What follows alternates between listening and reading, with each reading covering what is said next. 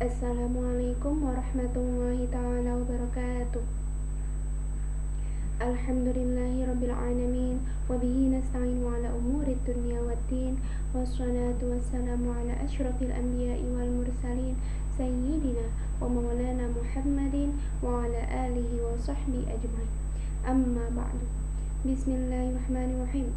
Qala al-musannifu rahimahullahu ta'ala wa nafa'ana bihi wa bi'ulumihi wa amadana bi asrarihi wa a'adana min barakatihi fid dharaini amin. Al-Fatihah. A'udzu billahi minasyaitonir rajim. Bismillahirrahmanirrahim. Alhamdulillahi rabbil alamin. Arrahmanir rahim. Maliki yaumiddin. Iyyaka na'budu wa iyyaka nasta'in. Ihdinas siratal mustaqim. Siratal ladzina an'amta 'alaihim ghairil maghdubi 'alaihim waladdallin. Amin. Baik, langsung saja kita mulai ngaji kitab Sulamul Munajat pada hari ini. Dimulai dengan membahas tentang pembagian najis. Bismillahirrahmanirrahim. Famata laqat hadhihi najasatu thawbal insan aw badanahu aw musallahu aw ghayraha minal jamidat ma'a rutubatin fiha ayyin najasat aw fi mulaqiha fa in kanat an-najasat ainiyatan. Jadi ketika najis-najis yang telah disebutkan sebelumnya mengenai pakaian seseorang atau badannya atau tempat sholatnya ataupun benda-benda lain disertai adanya basah-basah pada najis itu sendiri atau tempat yang dikenai najis, maka yang pertama, apabila najisnya adalah ainiyah bi an kana laha ta'mun yuhassu bi dhawqin aw launun yuhassu bi basarin aw rihun yuhassu bi shummin wajaba ghusluha fala tatahharu bin nari wala bir rihi bal bil ma hatta yazula aidzalikal wasf. Jadi yang pertama adalah apabila najisnya adalah ainiyah, yaitu najis yang memiliki rasa yang dapat diketahui melalui indera pengecapan, atau yang memiliki warna yang dapat diketahui melalui indera penglihatan, atau yang memiliki bau yang dapat diketahui melalui indera penciuman, maka najis tersebut wajib dibasuh dengan air sampai sifat-sifatnya. Nah, yang dimaksud sifat-sifat di sini apa saja? Yaitu rasa, warna, dan bau najisnya itu hilang. Oleh karena itu, najis ainiyah tidak dapat suci dengan hilang karena api atau dengan sinar matahari atau karena tertiup angin, melainkan harus dengan dibasuh air. Falau tawaqqafa dzalika 'ala hathin aw qarsin aw sabunin wajaba wa illa kana mustahabban. Apabila sifat-sifat najis hanya dapat dihilangkan dengan menggunakan cara lain atau alat bantu lain, semisal dengan cara dikerok, dikucek, atau dengan sabun, maka wajib menggunakannya. Apabila tanpa cara lain atau alat bantu lain, najis sudah dapat dihilangkan dengan air, maka menggunakan cara lain dan alat bantu lain tersebut hukumnya adalah sunnah. Fa in asura zawalul launi wahdahu kalauni damil haidhi awir rihi wahdahu karaihatil khamri al-atiqati wa ba'di anwa'il ghaid lam yadurra baqa'uhu lid-darurata fayasirul mahallu tahiran haqiqatan wala farqa bainal mughalladzati wa ghairiha. Apabila najis ainiyah telah dibasuh dan ternyata hanya warnanya saja yang sulit dihilangkan, seperti misalkan darah haid yang membekas, maka tidak apa-apa, sehingga tempat yang dikenai najis adalah suci, baik najis tersebut adalah najis mughalladhah ataupun yang lain. Wa yadurru baqa'ul launi war rihi ma'an bi mahallin wahidin wa ta'mi wahdahu li anna baqa'a dzalika dalilun ala baqa'il 'aini illa an ta'azzara zawaluhu bi an la yazula illa bil qit'i fayuhkamu bil 'udhri. Kemudian, apabila najis ainiyah telah dibasuh dan ternyata hanya baunya saja yang sulit dihilangkan, seperti misalkan bau khamar yang basi dan bau sebagian kotoran, maka tidak apa-apa, sehingga tempat yang dikenainya adalah suci, baik najis tersebut adalah najis mughalladhah ataupun yang lain. Berbeda apabila najis ainiyah telah dibasuh dan ternyata warna dan bau masih tetap ada di satu tempat yang dikenainya, atau ternyata rasanya saja yang masih ada, maka tempat yang dikenainya masih dihukumi najis karena dengan keberadaan warna dan bau atau rasa saja menunjukkan kalau najis masih ada, kecuali apabila memang sulit untuk dihilangkan atau udzur dengan ukuran kesulitan berupa sekiranya najis tidak dapat dihilangkan kecuali hanya dengan memotong atau menghilangkan tempat yang dikenainya.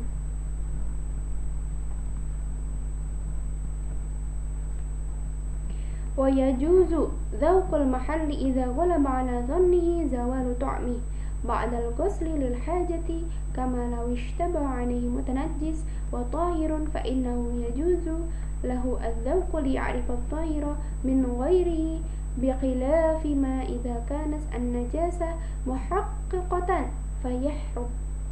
Diperbolehkan bagi seseorang untuk mencicipi atau menjilat tempat yang dikenai najis ketika ia menganggap bahwa rasa najis telah hilang setelah dibasuh, sebagaimana kasus ketika ia dibingungkan oleh dua benda, manakah dari keduanya yang mutanajis dan manakah yang suci, maka ia diperbolehkan untuk mencicipi atau menjilatinya agar mengetahui manakah yang suci dan yang mutanajis. Berbeda dengan kasus apabila najis sudah terbukti nyata, maka ia haram untuk mencicipinya.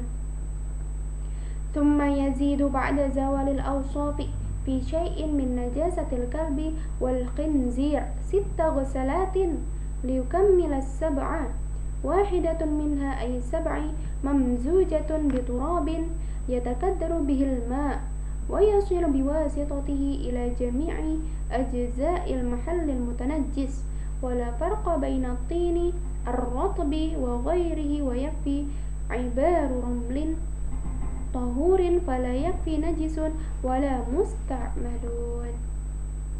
Apabila najis yang mengenai tempat tertentu adalah najis mughalladhah, yaitu najis anjing dan babi, maka najis tersebut harus dibasuh sebanyak berapa kali? 7 kali basuhan. Setelah sifat-sifat najis, tadi sifat-sifat najis apa saja? Rasa, warna, dan baunya dihilangkan, di mana salah satu basuhan dari 7 basuhan tersebut dicampur dengan debu yang membuat air menjadi keruh. Kemudian air keruh itu dibasuhkan pada tempat yang dikenai najis hingga rata.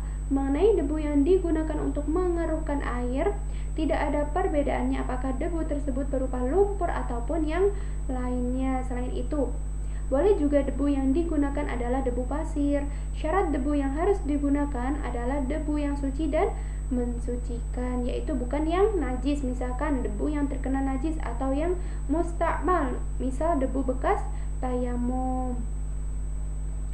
Fala yakfi dharru turabi 'ala al-mahalli wala dalquhu min ghairi ma'in bal la budda min al-ma'i sawa'un mazzajahuma qabla al-wad'i 'ala al-mahall wa huwa al-awla am ba'dahu.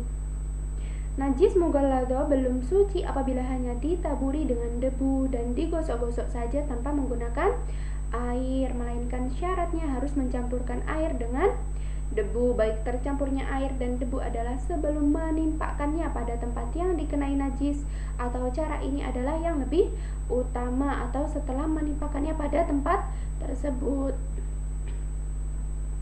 Selanjutnya, wa in kanat an-najasatu hukmiyatan bi an lam yakun laha ta'mun wa launun wa rihun ka baulin jaffa. Kemudian yang kedua adalah apabila najis adalah najis hukmiyah, yaitu najis yang tidak memiliki rasa, warna, dan bau seperti air kencing yang telah kering. In kanat aytilkan najasah minal kalbi wal khinzir wasaraha 7 ghusalatin ta'ambudan wa illa fayakfil ghuslu marratan wahidatan idza zalat al-awsafu biha min haitsu zawalun najasah wahidatun minha mamzujatun biturabin tahur wa mahallu dhalika fi ghairil ardi turabiyati wa hiya ma kana biha turabun amma hiya fala hajata ila tatsrabiha wala farqa bainal musta'mali wa ghairihi.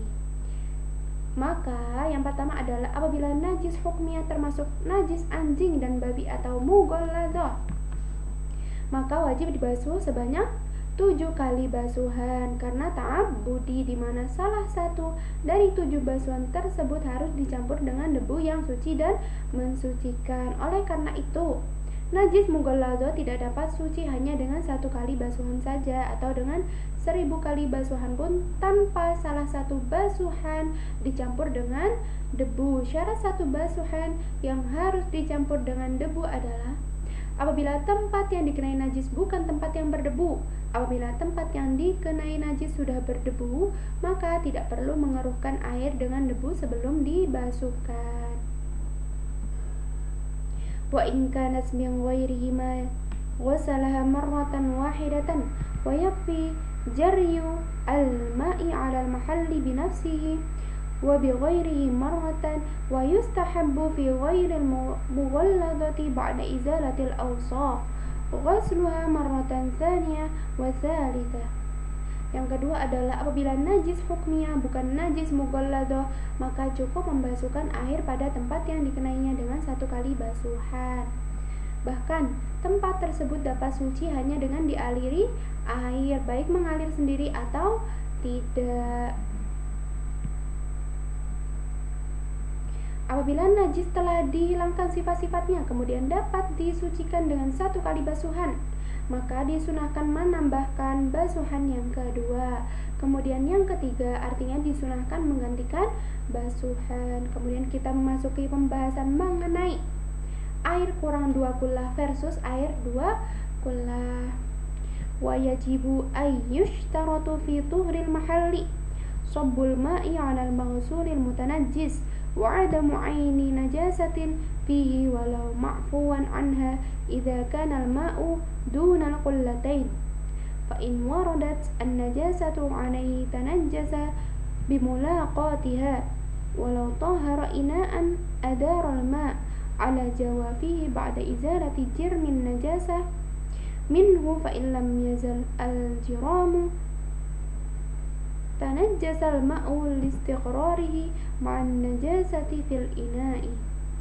Ketika air kurang dari 2 kullah, maka dalam mensucikan tempat yang terkena najis disyaratkan menuangkan air tersebut pada tempat tersebut serta tidak ada bentuk najisnya meskipun ma'fu di atasnya. Sebaliknya, apabila najis mendatangi air yang kurang dari 2 kullah, maka air tersebut berubah mutanajis karena dikenainya.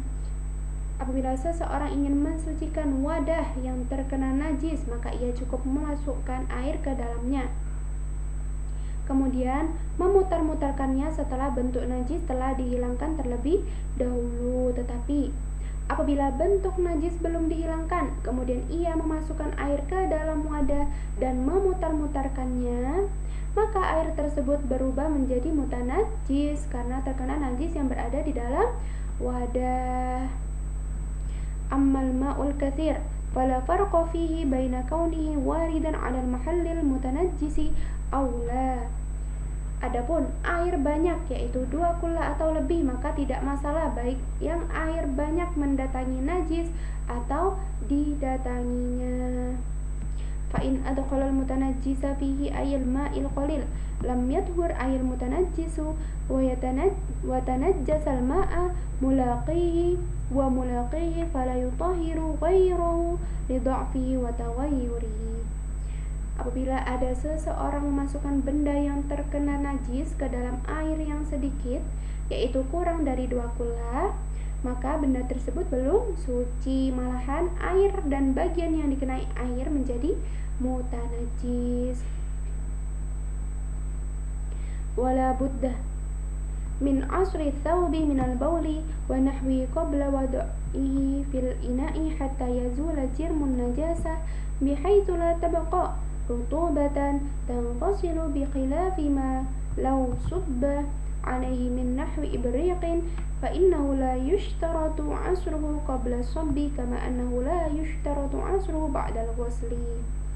Jadi diwajibkan memeras pakaian yang terkena najis, air kencing dan lainnya sebelum masukkannya ke dalam suatu wadah, misalkan seperti ember, mesin cuci dan yang lain-lainnya, sampai bentuk najis hilang terlebih dahulu sekiranya tidak ada lagi basah-basah air kencing yang menetes dari pakaian tersebut. Berbeda dengan kasus apabila ada seseorang menuangkan air dari kendi, misal pancuran ledeng, pada pakaian yang terkena najis air kencing, maka tidak disyaratkan memerasnya terlebih dahulu sebelum dikenai dengan air. Sebagaimana juga tidak disyaratkan memeras pakaian yang terkena najis yang telah dibasuh dengan air. Wa yajibu 'alaihi al-istibra'u minal bauli 'inda inqita'ihi li'alla ya'uda syai'un fayunajjisuhu hatta yaghliba 'ala dhanni annahu ayil bawla la ya'udu wa la yakhruj imma binasri dhakarin aw mashin wa aktharuhu 70 khutwatan aw tanahnuhin aw tahuminin bimashin 'ala al-farji wa bimashil batni wa mashi majami'il 'uruqi biyadihi wa ghairi dhalika mimma i'tadahu mukhrijan lil fudlati wa dhalika yakhtalifu bi ikhtilafin nas wa kullu a'rafu bi tab'ihi wa mahallu wujubil istibra'i in dhanna 'audahu lawla al istibra'u wa illa istuhibbu wa kadhalika al istibra' min al gha'id wa la yubalighu fihi li'annahu yurithu al waswasa wad darar. Kemudian istibrok dan istinja. Jadi wajib bagi setiap mukallaf melakukan istibrok. Istibrok itu apa? Membersihkan diri dari air kencing ketika air kencingnya telah terputus agar tidak kembali lagi sehingga dapat menyebabkan najis. Membersihkan diri atau istibrok dilakukan sampai mukallaf menyangka kalau air kencingnya tidak akan kembali dan keluar lagi. Istibrok dapat dilakukan dengan mempelintir zakar atau dengan berjalan maksimal 70 langkah, atau berdehem-dehem, atau mengusap bagian atas farji dengan sedikit menekan, atau mengusap perut dengan sedikit menekan, atau mengusap bagian otot-otot dengan tangan, atau cara-cara lain yang biasa digunakan untuk mengeluarkan sisa-sisa air kencing sesuai dengan cara masing-masing individu. Kewajiban istibrok atau membersihkan diri adalah apabila seseorang menyangka kalau air kencing akan keluar kembali jika ia tidak melakukan istibrok. Apabila ia tidak menyangka demikian, maka melakukan istibrok adalah kesunahan baginya. Sama dengan anjuran istibrok dari air kencing adalah istibrok dari kotoran buang air besar. Sebaiknya seseorang tidak perlu berlebihan dalam istibrok dari kotoran buang air besar karena dapat menyebabkan rasa was-was dan dampak yang negatif.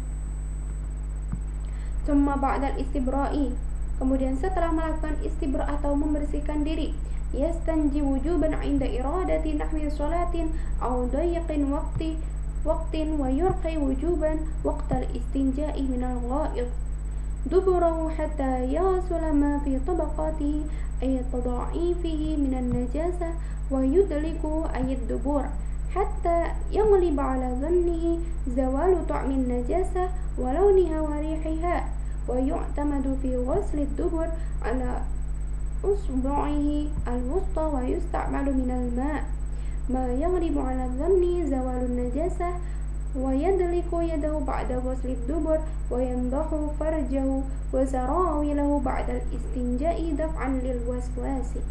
Jadi setelah melakukan istibrok atau membersihkan diri, maka kemudian diwajibkan bagi mukallaf melakukan istinja ketika ia menginginkan melakukan sholat atau ketika waktu sholat hampir habis sedangkan ia belum melaksanakan sholat. Ketika ia beristinja dari buang air besar, maka ia wajib mengendorkan dubur agar najis-najis yang berada di lipatan-lipatan dubur dapat terbasuh. Setelah itu ia menggosoki dubur sampai ia benar-benar menyangka kalau rasa, warna, dan bau najisnya telah hilang. Dalam membasuh dubur, ia menggunakan jari-jari tengah tangan kiri dan tangan kanannya mengambil air secukupnya.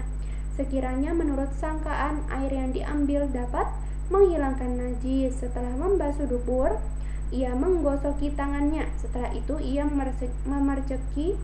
memerciki air atau membasahi dengan air pada farjinya dan celananya untuk menghindari rasa was-was. Istinja itu apa tadi? Istinja itu adalah cebok ya.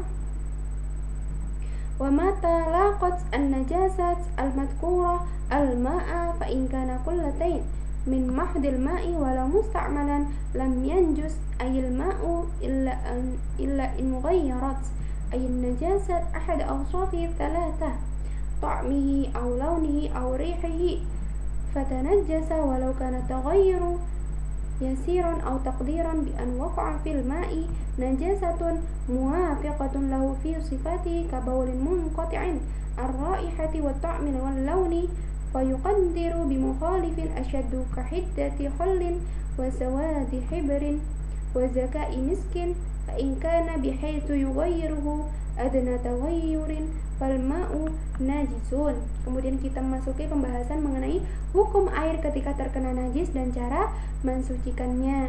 Jadi ketika najis-najis yang telah disebutkan sebelumnya mengenai air, maka apabila airnya adalah 2 kullah dan airnya adalah murni air meskipun air mustakmal, maka air tersebut tidak najis kecuali apabila salah satu sifat-sifatnya air yaitu rasa, warna, dan bau berubah, maka air tersebut menjadi najis meskipun perubahannya hanya sedikit atau sebatas perkiraan takdir.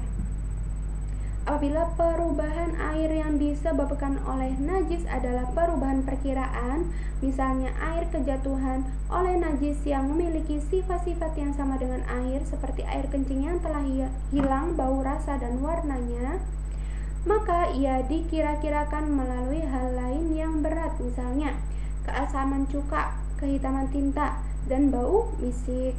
Contoh, misal ada air 2 kullah, kemudian kejatuhan air kencing 1 gelas yang rasa, warna, dan baunya telah hilang, maka diperkirakan andaikan air 2 kullah, kejatuhan cuka asam 1 gelas, maka apakah rasa air tersebut berubah?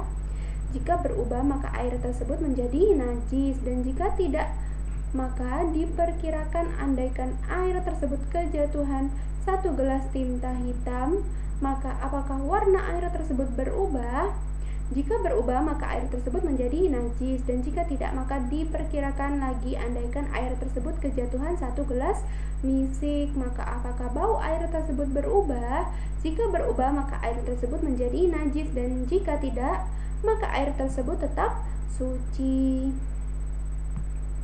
Wal qullatani bimuqaddaril ina'i 4 jararin wa biwaznil qubban al-batawiyyi 322 qistasan wa bimithqalir riyal al-batawiyyi 8000 wa 62 riyalan wa hadha kullu bitakhmini tashilan lil awami.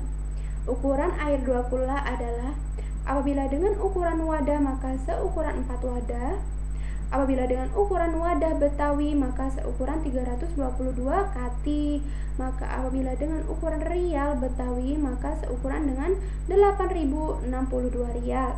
Ukuran 2 kullah ini adalah hanya dengan perkiraan dengan tujuan agar mempermudah orang-orang awam. Nah, kemudian selanjutnya adalah wa yathuru ay dzalikal ma'ul katsirul mutaghayyiru bi zawali taghayyuri bi nafsi bi nahwi tuli muqti aw bima'in yudammu ilaihi walau mutanajjisan aw bima'in yanba'u aw bimatarin aw sailin waqa'a fihi aw bin naqsi minhu in baqiya kullatani.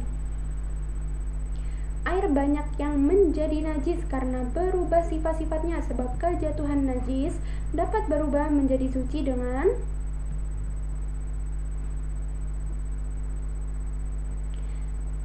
yang pertama adalah perubahan tersebut telah hilang sendiri karena lamanya diam. Kemudian yang kedua adalah perubahan menjadi hilang karena dicampurkan dengan air lain meskipun air yang dicampurkan tersebut adalah mutanajis. Kemudian yang ketiga, perubahan menjadi hilang karena dicampurkan dengan air yang bersumber dari dalam tanah. Yang keempat, perubahan hilang karena kecampuran air hujan. Yang kelima, perubahan hilang karena dicampuri oleh air yang mengalirinya. Yang keenam, perubahan hilang dengan mengurangi air banyak yang terkena najis tersebut dengan catatan jika sisa air setelah dikurangi masih 2 kullah. Bikhilafi ma idza zala zahiran taghyiru ta'mihi bi khallin wa lawnihi bi za'firanin wa turabin wa rihihi bi miskin mathalan fala yadhuru lihtimal istinaril wasfi bidzalik.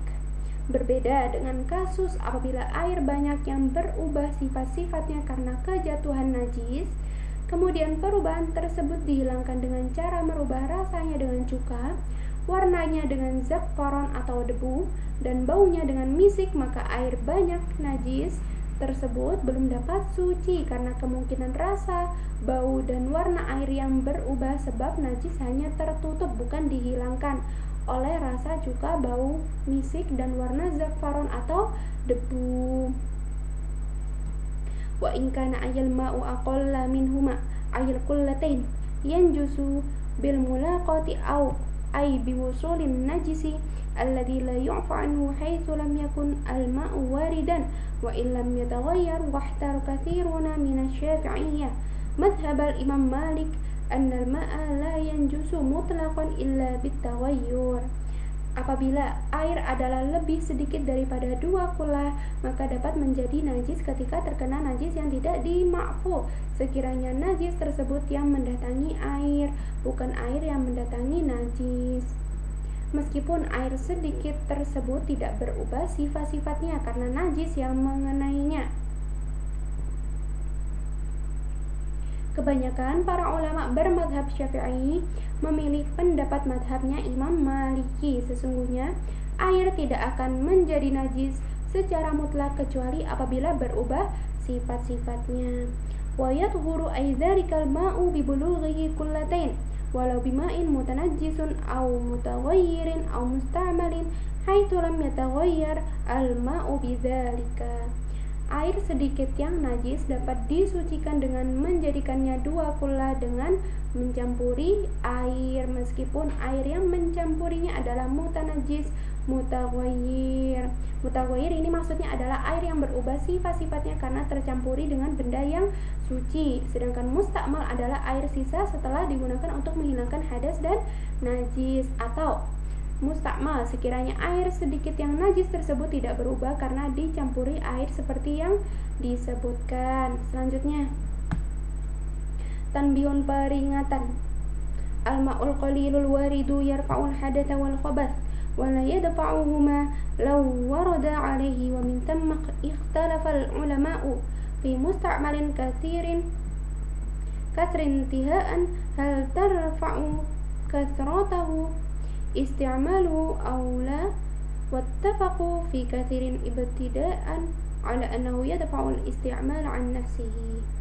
Air sedikit yang mendatangi al-warid dapat menghilangkan hadas dan najis. Berbeda dengan masalah apabila air sedikit yang didatangi oleh hadas dan najis, maka air sedikit tersebut tidak dapat menolak mereka. Dari pernyataan ini, para ulama berselisih pendapat dalam air mustakmal yang banyak di akhir keadaan tentang apakah banyaknya air tersebut dapat menolak kemustakmalannya atau tidak. Mereka bersepakat dalam air mustakmal yang baik di awal keadaan bahwa air tersebut dapat menolak kemustakmalannya. Kemudian kita memasuki pembahasan mengenai hukum cairan selain air ketika terkena najis. Wa mata laqat an-najasat al-madhkuratu ma'i'an ghairal ma' wa wal mutaraddu minhu ba'da al-aqdi ala qurbin urfan kal khalli wad duni tanajjasa ay dhalika al-ma'i'u bimulaqatiha ay tilka an-najasat hala kaunil ma'i' qalilan aw kathiran taghayyara aw lam yataghayyar li'annahu dha'ifun la yashuqqu hifdhuhu bi khilafil ma'i wa la yadhuru ay al-ma'i'u qattu ay la bil ghusli wa la bi ghairihi. Ketika najis-najis yang telah disebutkan sebelumnya mengenai cairan selain air seperti cuka, minyak, maka cairan tersebut menjadi najis, baik sifat-sifatnya berubah atau tidak, dan baik cairan tersebut sedikit atau banyak, karena cairan selain air dihukumi lemah sehingga tidak sulit untuk menjauhkannya dari najis. Berbeda dengan air, cairan yang telah najis tidak dapat disucikan kembali, baik tidak bisa disucikan dengan cara dibasuh atau dengan cara yang lainnya. Wal hasilu anna najasata arba'atu aqsamin. Kemudian membahas tentang pembagian najis dari segi kemakfuan. Kesimpulannya adalah bahwa sesungguhnya najis dapat dibagi menjadi 4 bagian, yaitu ma yu'fa anhu fil ma'i duna thawbi kaman fadit tayri wa maitatin la nafsa laha sa'ilatu. Yang pertama adalah najis yang dimakfu dalam air bukan pakaian, seperti dubur burung dan bangkai yang tidak mengalirkan darah saat disobek tubuhnya. Wa ma yu'fa anhu fit thawbi dunal ma'i ka qalilid dami min ghairi mughalladhin wa lam yaqtalit bi ajnabiyyin wa lam yakun bi fi'lin fa'ilin wa ka kathirihi min asy-syakhsi nafsihi illam yujawiz mahallahu wa huwa ma yaghlibu taqazufuhu ilayhi wa lam yakun bi fi'li fa'ilin wa lam yaqtalit bi ajnabiyyin wa ka aktsaril istinja'i.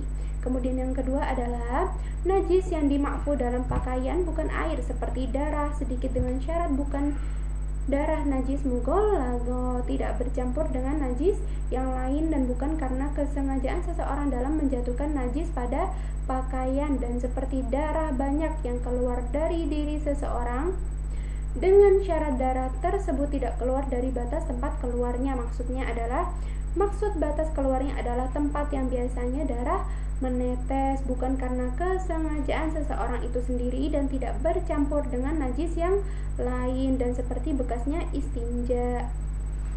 Kemudian yang ketiga, wa ma yu'fa anhu mutlaqan wa ma la yudrikuhu at-tarful mu'tadilu kanuqtati baulin wa ma ya'allaqu birijli dzubabi. Najis yang dimakfu dalam air dan juga pakaian, yaitu najis yang tidak dapat ditemukan oleh indera penglihatan biasa, seperti setetes air kencing dan benda yang dihinggapi kakinya lalat. Kemudian yang keempat, wa ma la yu'fa anhu mutlaqan kal bauli war rawthi wa nahwi dzalika. Najis yang tidak dimakfu dalam air dan juga pakaian, seperti air kencing, kotoran binatang dan yang lain sebagainya. Ats-tsani minasyurutil Isna asyara taharatul a'dha'il arba'ati wa kullil badani minal hadatsainil asghari wal akbar bil wudu'i wal ghusli aw bit tayammumi badalan anhuma. Kemudian membahas tentang suci dari hadas. Syarat yang kedua dari 12 syarat-syarat salat adalah mensucikan anggota tubuh 4, apa saja, yaitu wajah, kedua tangan, sebagian kepala dan kedua kaki, dan seluruh tubuh dari 2 hadas, yaitu hadas kecil dan besar dengan cara berwudu dan mandi besar atau tayamum sebagai ganti dari keduanya. Kemudian kita membahas tentang masalah orang yang sholat ketika lupa hadas.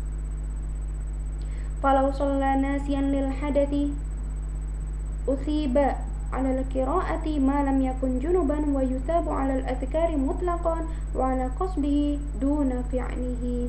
Andaikan ada seseorang telah melakukan sholat dengan keadaan lupa akan hadasnya, maka ia diberi pahala atas bacaan Al-Fatihah dan surat dari Al-Quran dalam sholat selama hadas yang ia lupakan bukan hadas besar, dan ia diberi pahala atas bacaan zikir-zikirnya baik hadas yang ia lupakan adalah hadas besar ataupun hadas kecil, dan ia diberi pahala atas niatnya bukan perbuatannya.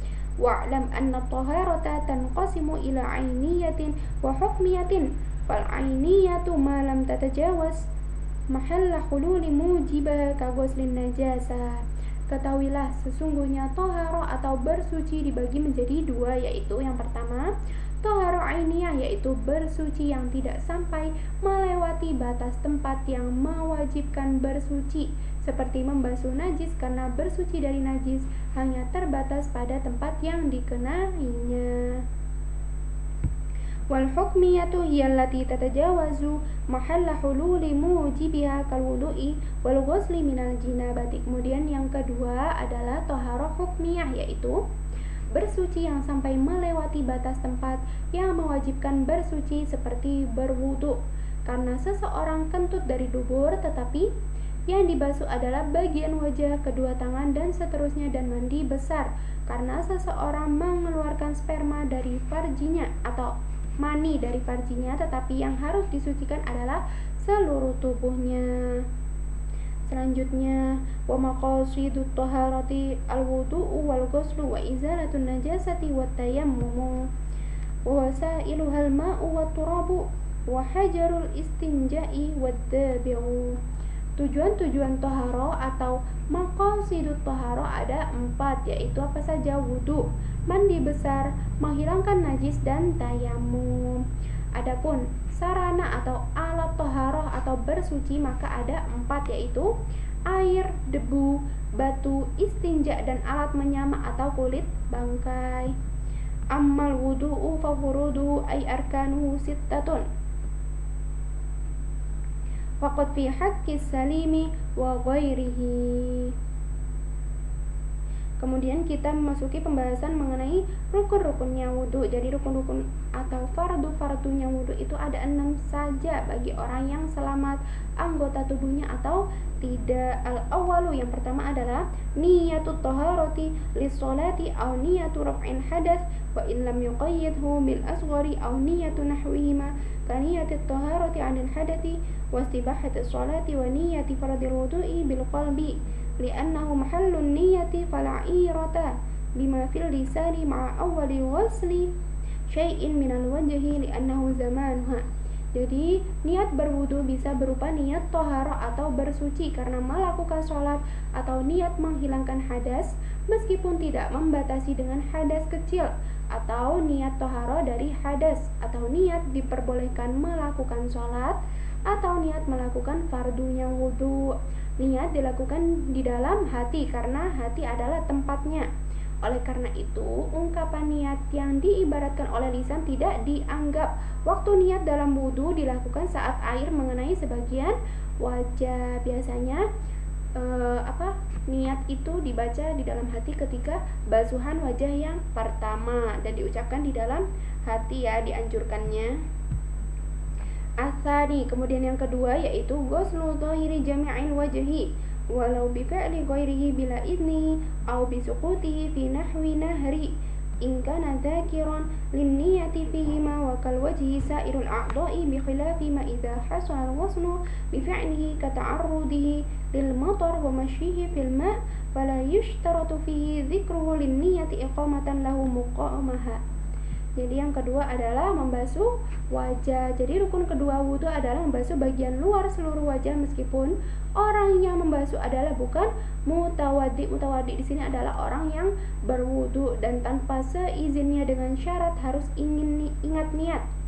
Atau meskipun membasuh wajah tersebut disebabkan karena mutawaddi atau orang yang berwudhu jatuh ke dalam sungai, tetapi dengan syarat harus ingat niat. Begitu juga anggota-anggota tubuh lain dapat dianggap sah dalam berwudu meskipun dengan basuhan orang lain dan tanpa seizin mutawaddi, atau ia jatuh ke dalam sungai dengan syarat harus ingat niat. Berbeda dengan kasus apabila basuhan pada anggota tubuh dihasilkan dengan cara seseorang membiarkan dirinya terkena derasan air hujan atau ia menyelam di dalam air, maka tidak disyaratkan ia ingat dengan niat karena menempatkan keadaan perbuatan membiarkan diri di bawah hujan dan menyelam di dalam air di tempat niat.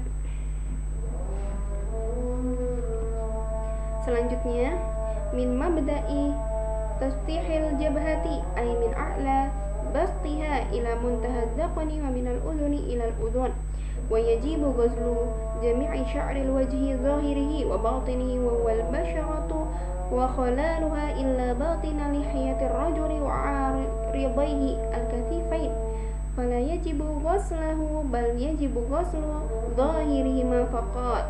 Adapun batas wajah yang dibasuh adalah dari bagian paling atas lebar dahi sampai bagian paling bawah dagu, dan dari bagian telinga satu sampai bagian telinga yang satunya lagi.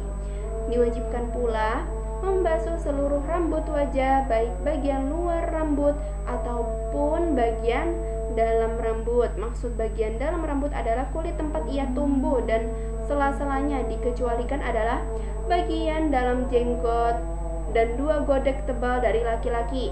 Maka tidak diwajibkan membasuh bagian dalamnya, tetapi hanya diwajibkan membasuh bagian luarnya saja. Kemudian asaritu yang ketiga, ghuslul yadaini, yaitu membasuh kedua tangan, minal kafaini wadhira'aini ma'al mirfaqain aw ma'a qadrihima in fuqida bi'tibari ghalibi amthalihi wa yajibu ghuslu jami'i ma fi mahallil fardi min jildatin mutadalliyatin ilaihi wa sir'atin wa in kharajat anhu wa zufrin wa in tala wa sya'rin wa in kasufa wa tala wa usbu'in wa in zadat wa kharajat anil muhadat.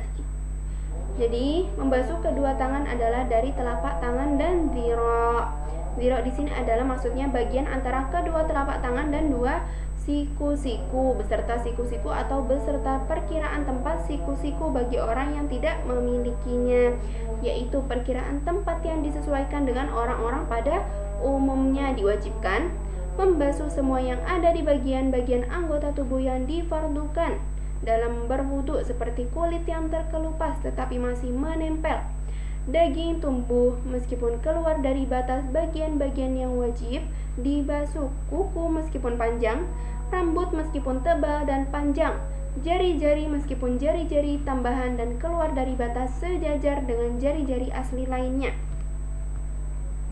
Ar-rabi'u yang keempat, mashu aqalli syai'in min basyaratir ra'si, mengusap sebagian kepala walau masturatan bisya'ri aw kharajat bil maddi an haddi aw min sya'rihi idza lam yakhruj al mamsuhu minhu ay sya'ri bil maddi an haddi ra'si min jihati nuzuli fa sya'run nasiyati jihatu nuzulihi al wajhu wa sya'rul qarnaini jihatu nuzulihi mankabani wa sya'rul qadali ay muakhiri ar-ra'si jihatu nuzulil qafa walau kana al-mamsuhu ba'da sya'ratin wahidatin yutasawwaru bima law tuliya ra'suhu binahwi hanna'in wa lam yabqa minhu siwa sya'ratin wahidatin fa'amarra yadahu ala ra'sihil matlihi fanmasaha ba'da tilka sya'rah.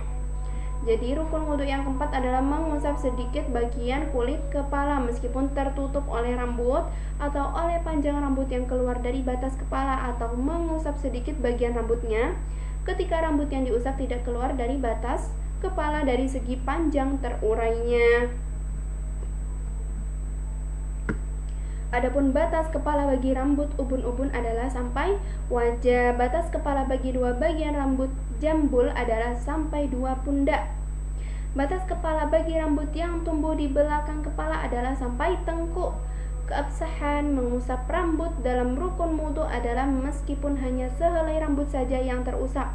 Seperti misalnya apabila seseorang menyemir rambut kepalanya dan hanya tersisa 1 helai saja yang tidak tersemir, maka ia mengusapkan tangannya pada rambut kepala yang disemir, kemudian bagian rambut yang tidak disemir ikut terusap.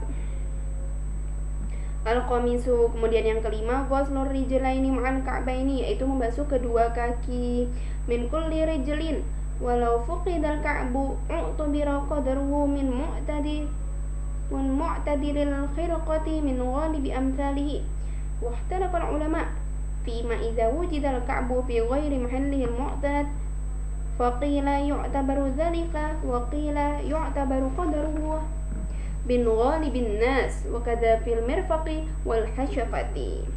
Rukun wudu yang kelima adalah membasuh kedua kaki beserta kedua mata kaki. Apabila seseorang tidak memiliki 2 mata kaki, maka ia membasuh sampai pada bagian yang kira-kira kedua mata kaki berada.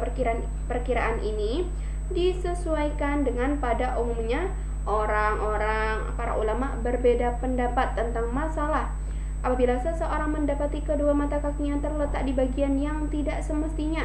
Maka ada yang mengatakan bahwa bagian yang dibasuh adalah bagian kedua mata kakinya berada. Ada yang mengatakan juga bahwa yang dibasuh adalah bagian yang biasa kedua mata kaki berada menurut umumnya orang. Begitu juga terdapat perbedaan pendapat tentang masalah ketika siku-siku dan khasyafah tidak berada di tempat yang semestinya. As-sadisu yaitu yang keenam, tertibu kama dzakarnahu yaitu tertib min taqdimil wajhi fal yadaini far ra'si far rijlaini wa yajibu ay yushtaratu fi ghuslil wajhi wal yadain war rijlain ghuslu juz'in fawqa hududiha min jami'i jawanibiha كبعض الرقبة المتصل بالوجه وهو ما كان تحت الأذنين وكبعض جزء مما اتصل بجوانب الوجه وكل ما اتصل بأعضاء الوضوء ليتم بذلك الجزء الواجب فما لا يتم الواجب إلا به فهو واجب وإذا سقط المسبوع سقط التابع. Jadi rukun wudhu yang keenam adalah tertib, yaitu maksud tertib di sini adalah mengurutkan tata cara wudhu seperti yang telah kami sebutkan, yaitu mendahulukan wajah, kemudian kedua tangan, kemudian kepala, kemudian kaki, kedua kaki. Disyaratkan dalam membasuh wajah, kedua tangan, kedua kaki adalah membasuh bagian yang melebihi batas anggota 3 tersebut, seperti wajib membasuh sedikit bagian leher yang bersambung dengan batas wajah, dan sedikit bagian leher tersebut adalah bagian bawah kedua telinga, sebagian yang bersambung dengan sisi-sisi wajah, dan seluruh bagian yang bersambung dengan batas-batas anggota wudhu, agar bagian yang wajib dibasuh menjadi sempurna. Karena sesuatu yang dapat menyempurnakan hal yang wajib, maka sesuatu itu adalah wajib, dan ketika sesuatu yang diikuti telah gugur, maka sesuatu yang mengikutinya juga gugur. Wa yajibu an yajriyal ma'a bi tab'ihi ala jami'i ajza'iha fi ghuslihi fala yakfi ay mussahu bil ma'i bila jiryanin li'annahu la yusamma ghuslan. Jadi diwajibkan mengalirkan air pada seluruh bagian-bagian wajah, kedua tangan, dan kedua kaki. Dengan demikian tidaklah cukup jika hanya mengusap tanpa adanya air mengalir pada mereka, karena mengusap tanpa air mengalir tidak disebut dengan membasuh dalam berwudu. Baik, kita cukupkan ngaji kitab Sulamul Munajat pada hari ini. Jangan lupa untuk selalu istiqomah mengisi bulan suci Ramadan dengan mengaji ya, biar bermanfaat dan beristifadah. Baik, kita cukupkan. Sebelum saya tutup, alangkah baiknya kita bersama-sama membaca doa kafaratul majlis terlebih dahulu. Bismillahirrahmanirrahim.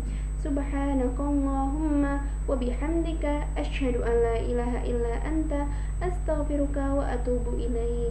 Wallahu a'lam bishawab. Aqulu qawli syukran jazilan ala ihtimamikum. Arju minkum assalamah wassalamualaikum warahmatullahi ta'ala wabarakatuh.